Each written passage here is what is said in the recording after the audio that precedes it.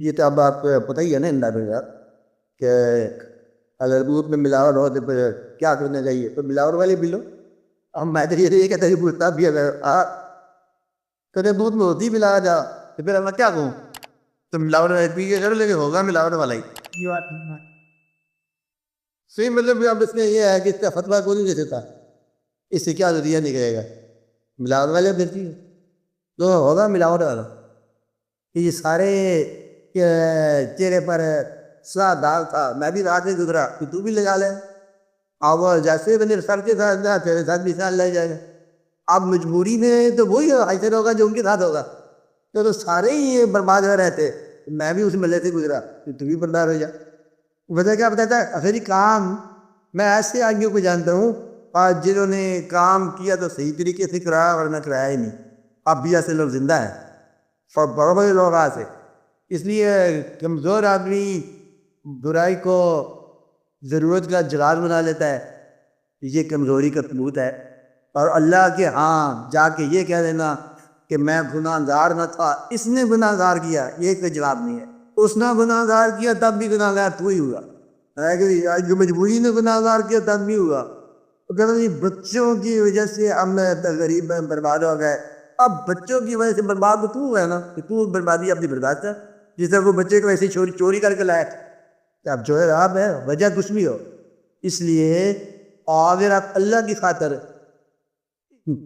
چوری کر رہے ہیں، میں چاہتا ہوں کہ اللہ کے لیے کوئی میں مسجد بناؤں، اس لیے میں نے رشوت اکٹھی کر دی ہے. دونوں باتیں غلط. اللہ نے نہیں کہا. بات تو سمجھ آئی؟ پانی کا مدد کے نام پر سماج دشمن ہوئی ہے. اللہ لفظ بڑے مشکل آ رہا ہے کہ اسلام کی خدمت کے نام پر اسلام دشمنی ہوئی.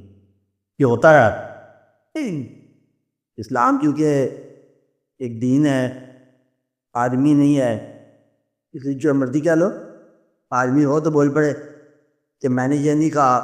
اس لیے اس کے نام پر بہت کچھ ہوا. آپ غور کریں تو بات میں کیا کہہ رہے ہیں ایسا دین کے نام پر. مثلاً مسجدیں بہت ساری بنی ہیں، بنانے والے ان مسجدوں کے فنڈ سے بہت سارے پیسہ کھا گئے. ایسے واقعات ہوئے. اسلام کے نام پر بہت ساری ذاتی اناد پرورش پاتا تھا. اسلام کے نام پر اس کو مارا ہے میں نے کہ یہ وہ اللہ کو نہیں مانتا تھا.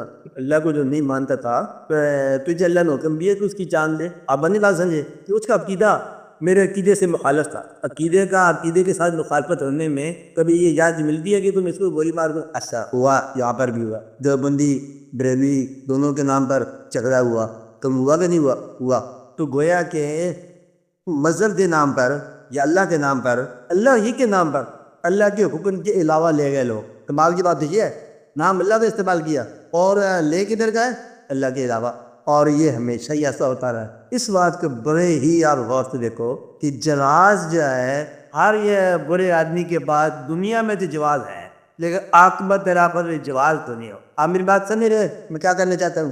جو کرنا چاہتا ہوں وہ سمجھو نا کہ یہاں تو کتنے ہی جواز ہوں گے لیکن جواز وہاں پر نہیں ہوگا. وہاں عقل استعمال نہیں ہونی. قیامت کو ایک بات یاد رکھنا میری، وہاں صرف واقعہ بیان ہونا ہے، انٹرپریٹیشن نہیں ہونی. آپ میری بات سمجھ رہے کہ نہیں سمجھ رہے؟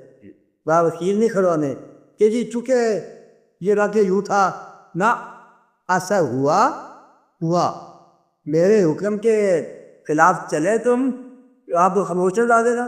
چلے آپ کو جی کیوں چلے، یہ تو سوال نہیں کرنا کہ ایسی وجوہات کیا تھی. کہتا ہے جو آدمی جس نے جرم کیا اس کو سزا ہے، وجہ چاہے دوسرا آدمی ہو. بات کی بات کہ اگر آپ بچوں کی خاطر گناہ کر رہے ہو تو گناہ کون کر رہے ہیں؟ آپ تو سزا ہوگی. تو گویا کہ عمل ہی کرنے والے کو سزا ہے، عمل کرنے والے کو ہی انعام.